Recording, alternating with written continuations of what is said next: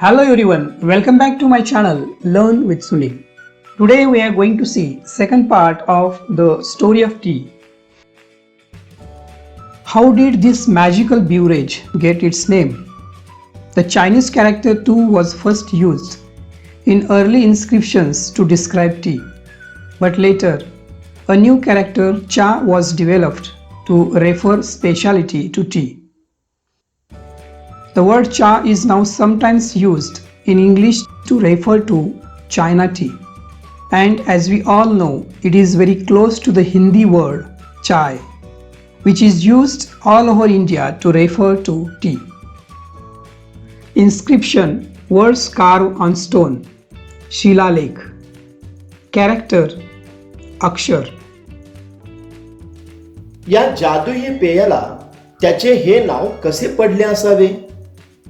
प्राचीन कोरीव लेखात चहाचे वर्णन करण्यासाठी TU हे चीनी अक्षर प्रथम वापरले गेल्याचे दिसते, परंतु नंतर CHA सा हे नवीन अक्षर खास करून चहाचा उल्लेख करण्यासाठी निर्माण करण्यात आले. चा हा शब्द आता चीनी चहाचा उल्लेख करताना इंग्रजीमध्ये कधी कधी वापरला जातो आणि तो शब्द संपूर्ण भारतात चहाला ज्या नावाने ओळखले जाते त्या आपल्या चाय या हिंदी शब्दाच्या फारच जवळचा आहे हे आपल्याला माहित आहेच. How did tea first came to India? Historians think that tea had been known in India as a medicinal plant since ancient times. But tea was not drunk for pleasure until the British began to establish plantations in the 19th century. In the 1770s, the British East India Company made several unsuccessful attempts to grow tea in Bhutan and Assam with seeds from China.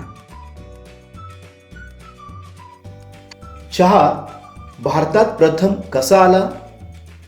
इतिहासकारांच्या मते प्राचीन काळापासून चहा ही एक औषधी वनस्पती म्हणून आपल्याकडे ज्ञात आहे, परंतु 19व्या शतकात ब्रिटिशांनी चहाची लागवड सुरू करेपर्यंत चहाकडे एक आनंदासाठी पिण्याचे पेय म्हणून पाहिले जात नव्हते.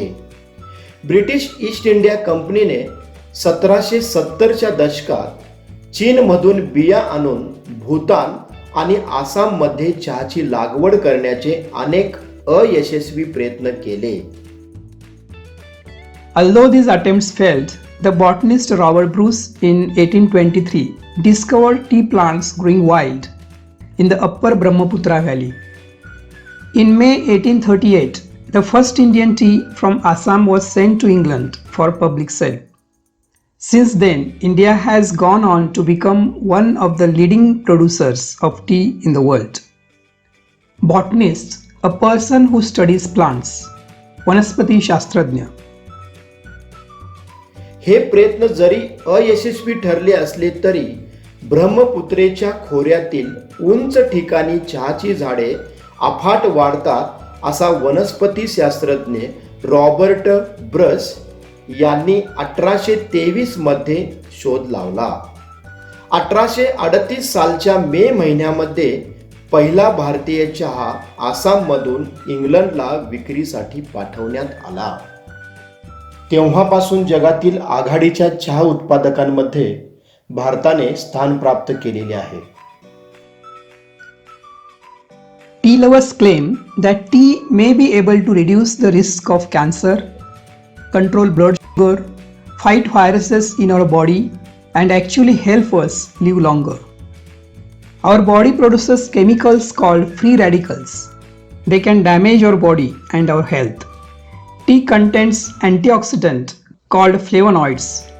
Scientists believe these help to protect our system against free radicals. चहाप्रेमी असा दावा करतात की चहामुळे कर्करोगाचा धोका कमी होतो, रक्तदाब नियंत्रणात राहतो, शरीरातील विषाणूंशी लढतो आणि खरोखर चहा आपल्याला दीर्घायुष्य जगण्यास मदत करतो. आपले शरीर काही रसायने तयार करते ज्यांना मुक्त मूलके फ्री रॅडिकल्स असे म्हणतात. ती आपल्या शरीराला आणि प्रकृतीला हानी पोचवू शकतात. चहामध्ये फ्लेव्होनॉइड नावाची काही अँटीऑक्सिडंट असतात. शास्त्रज्ञांच्या मते हा अँटीऑक्सिडंट त्या फ्री रॅडिकल्सपासून आपल्या शरीर संस्थेचे रक्षण करतात. For many people, tea is a popular drink to have with friends. In many countries around the world, tea drinking is an important social occasion. Japan, China, Russia, and Korea have special tea ceremonies and traditions. These ceremonies give people the time to relax and enjoy the taste and the smell of the tea. Ceremony, Samarambha. अनेक लोकांसाठी चहा हे मित्रमंडळींसोबत पिण्याचे एक आवडीचे पेय आहे. जगभरातील अनेक देशांमध्ये चहापान हा एक अति महत्त्वपूर्ण असा सामाजिक प्रसंग किंवा निमित्त समजले जाते. जपान, चीन, रशिया आणि कोरिया येथे चहापानाची खास परंपरा आहे आणि तेथे चहापानाचे कार्यक्रम, सोहळे आयोजित केले जातात. या सोहळ्यांमधून लोक चहापानाचा आनंद लुटतात आणि त्यांच्या खास चवीचा, सुगंधाचा आस्वाद घेणे हा त्यांच्यासाठी एक विरंगुळा असतो. Most people in Japan belong to a tea club where they go every week to take part in the tea ceremony. Ordinary people also feel that tea ceremonies are spiritual occasions that are closely associated with their religion. Tea, they say, is a healthy, enjoyable, and stimulating drink full of good qualities. It reduces loneliness and calms your heart. It is a comfort in everyday life. जपानमधील अनेक लोक हे चहा क्लबचे सभासद असतात आणि दर आठवड्याला ते चहा समारंभात भाग घेण्यासाठी जातात. सर्वसामान्य लोक देखील धर्माशी नाते घट्ट जोडून ठेवणारा एक धार्मिक प्रसंग म्हणून चहा समारंभाकडे पाहतात.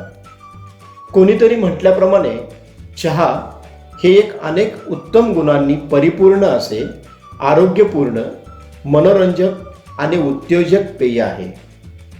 ते तुमचा एकटेपणा घालवते आणि मनाला शांतता देते आणि दैनंदिन जीवन सुखावह करते. Many Koreans today still have tea ceremonies for important occasions, including special birthdays and anniversaries. In most areas of China, the tea is made in small clay pots. At tea ceremonies, cups are only half filled. The Chinese believe that the rest of the cup must be filled with friendship and affection. आजही अनेक Korean लोक वाढदिवस आणि विविध सोहळ्यांसारख्या काही महत्त्वाच्या प्रसंगाच्या वेळी चहा सोहळे आयोजित करतात. चीनमध्ये बऱ्याच ठिकाणी छोट्या छोट्या मातीच्या भांड्यात चहा बनवला जातो. या चहाच्या सोहळ्यात पेले अर्धेच भरले जातात, कारण कपाचा उरलेला अर्धा भाग हा मैत्री आणि स्नेहाने भरलेला असावा असे चीनी लोक मानतात. In Russia, tea is made and served in samovars, a special Russian tea kettle made of metal. Vietnam produces special varieties of tea, such as lotus tea and jasmine tea. In Japan, tea is made using powdered green tea called matcha. The tea is mixed with boiled water using a bamboo whisk and served in small bowls. Bamboo whisk, बांबूची काठी. रशियामध्ये चहा तयार केल्यानंतर तो एका धातूच्या समोवार्स नावाच्या खास रशियन चहाच्या किटलीतून दिला जातो. व्हिएतनाममध्ये कमळाच्या फुलांचा चहा आणि जाईच्या फुलांचा चहा यासारखे विशेष चहाचे प्रकार बनवले जातात. जपानमध्ये मेचा नावाच्या ग्रीन टीच्या भुकटीपासून चहा बनवतात. उकळत्या पाण्यात बांबूच्या काठीने हा चहा मिसळतात आणि छोट्याशा वाडग्यामध्ये ओतून तो दिला जातो. And how about India? A cup of tea is offered to any guest or visitor as a token of hospitality, even in the humblest of homes.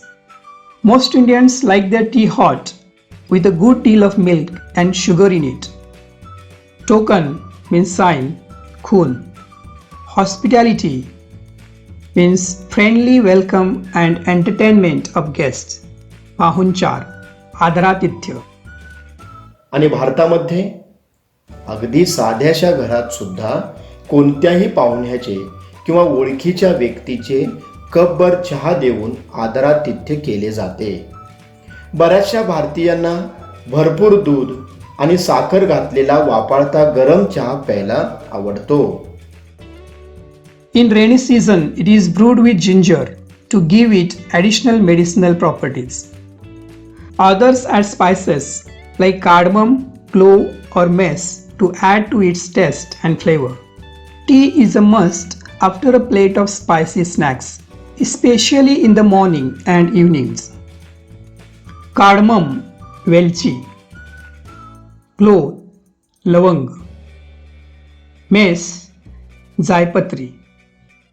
पावसाळ्यात आले घालून चहा उकळल्याने त्याचे औषधी गुणधर्म वाढवले जातात. काही जण चहात वेलदोडा, लवंग किंवा जायपत्री यासारखे मसाले घालून त्याचा स्वाद आणि लज्जत आणखीनच वाढवतात. विशेषतः सकाळी आणि संध्याकाळी बशीभर चमचमीत पदार्थावर ताव मारल्यावर चहा हा तर प्यायलाच हवा. Some connoisseurs relish delicately flavored jasmine tea, green tea, lemon tea, and even iced tea. How about you? काही रसिक जाईच्या मोहक हलक्या सुगंधाने युक्त असा चहा, ग्रीन टी, लिंबाचा स्वाद असलेला चहा आणि आईस टी अशा सर्व प्रकारच्या चहांचा मनापासून आस्वाद घेतात.